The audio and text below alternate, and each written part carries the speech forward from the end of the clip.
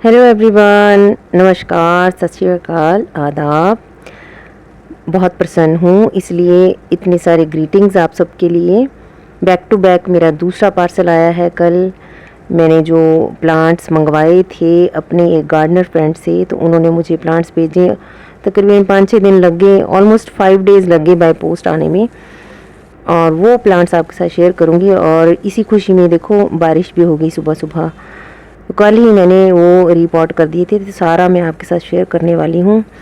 एक छोटा सा पैकेट इस तरह से मेरे पास आया, मैं खोल चुकी हूँ उसको। उन्होंने बहुत अच्छे से पैक करके भेजा है इसको। इसमें इस तरह से पेपर्स भी डाले हुए थे ऊपर और नीचे की तरफ, और बीच में सेंटर में प्लांट्स थे। और बड़ी अच्छी सी पैकिंग है। मैं अपने गार्डनर दोस्तों से बहुत कुछ सीख रही हूँ। मैंने पिछला पैकेट जब रिसीव किया उस टाइम भी मैंने काफ़ी सारी चीज़ें उनसे सीखी। मैं उनको फॉलो करने की कोशिश करूँगी, ताकि जब हम प्लांट्स भेजें तो वो सही तरीके से अपने डेस्टिनेशन पे पहुँच जाए। उन्होंने देखो इस तरह से पैकेट बनाया हुआ है। जो रूटेड प्लांट्स है ना, उनका अलग पैकेट बना हुआ है, और जो सकुलेंट काइंड है उनको अलग से एक डीकम्पोज होने वाले पैकेट में। हिमाचल में बैंड है ना प्लास्टिक, इसलिए डीकम्पोज होने वाला जो प्लास्टिक होता है ना उसमें डाला हुआ है। ये भी कोकोपीट में डाले हुए हैं। और बहुत सारे प्लांट इसमें भी ऐसे हैं जो मेरी विश लिस्ट में रहे हैं और मुझे मिलते भी नहीं थे अपने आसपास।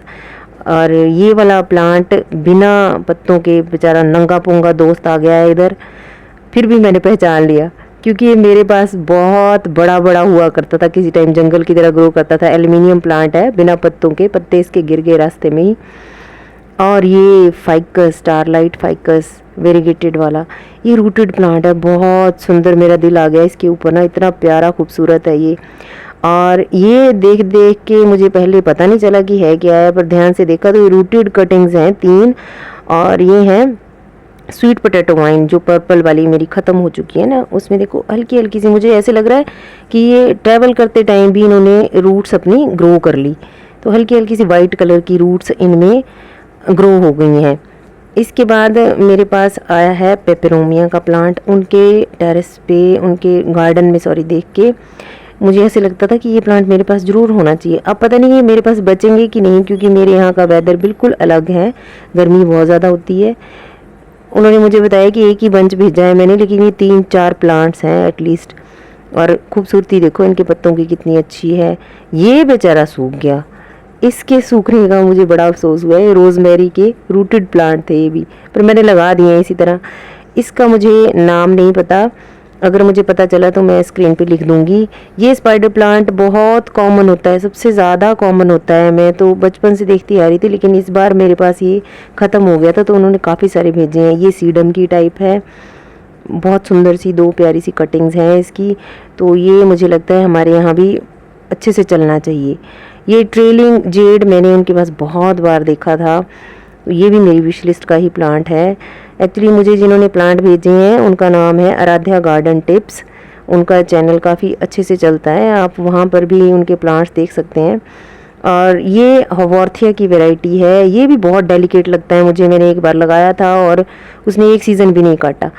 फिर ये क्रेसुला प्रिंसेस, उनके गार्डन में देखना आप कैसे ये भर भर के लगा हुआ, पूरा गमला भरा होता है वहाँ पे।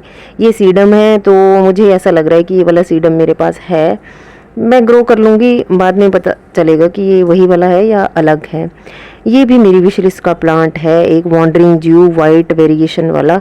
पर्पल और ग्रीन वाला तो सबके पास ही होता है, लेकिन ये वाला मेरे पास पहली बार आया और उनके गार्डन में बहुत सुंदर लगता है, बड़ा ही प्यारा लगता है। और महंगा भी बड़ा होता है, नर्सरीज में बहुत महंगा मिलता है। नेक्स्ट प्लांट ये वाला है, ये सरमेंटोसा है। ये भी एक बार लगाया था मैंने, इसने भी एक भी सीज़न नहीं काटा था मेरे टेरेस गार्डन पे। पता नहीं गर्मी से ही बेचारा डर गया और फिर मर भी गया डरने के बाद। और ये दोबारा से वही एक कटिंग और है वाइट वाले वॉन्डरिंग जू की। ये थोड़ी सी मुरझा गई है, पर मुझे इतना पता है कि ये लग जाएगी। ये मुझे आईवी क्रीपर लग रहा है। एक तो विदाउट वेरिगेशन है और दूसरी जो कटिंग है वो वेरिगेशन वाली है, जो वाइट और ग्रीन पत्ते होते हैं जिनमें। अब आप कहेंगे कि बार बार यही कह रही है कि ये भी लगाया था, ये भी लगाया था। मैंने एक्चुअली ये भी लगाया था और बहुत सस्ते सस्ते लाई थी मैं। और मेरे एक रिश्तेदार को भी मैंने ये दिया था प्लांट आईवी क्रीपर, तो उनके पास बड़ा अच्छा चला था, लेकिन मेरे पास ये मर गया था। और आईवी अब तो चल ही नहीं रही, तो ये भी उन प्लांट्स में से एक है आईवी क्रीपर, जिनको शर्म आनी चाहिए और अब ग्रो हो जाना चाहिए मेरे टेरेस गार्डन पे। तो ये सारे प्लांट्स मैंने लगा दिए थे, जो जो मुझे डेलिकेट लगे वो सारे मैंने कवर्ड एरिया में रख दिए, और जो थोड़े ढीठ बेशर्म टाइप के थे उनको मैंने ओपन एरिया में ही रख दिया। और जब मैं सुबह आज उठी थी तो बारिश शुरू हो चुकी थी। फिर मैंने भगवान का थैंक्स ही किया कि मेरा दिमाग इतना चल गया कि इन प्लांट्स को मैं अलग से ही रख दूं। तो काफ़ी सारे प्लांट्स जो मीनू जी से मिले और आराध्या गार्डन टिप्स से मिले वो मैंने इकट्ठे करके लगा दिए हैं। यहाँ ब्रोकन हार्ट भी आपको नज़र आएगा, और मॉन्स्टेरा भी आप देख सकते हैं। सूखी डंडियां तक नहीं मैंने छोड़ी रोजमेरी की, वो भी लगा डाली, इस उम्मीद में कि ये शायद लग जाएंगी। तो प्लांट्स लगाते रहें, गार्डनिंग करते रहें। Happy gardening.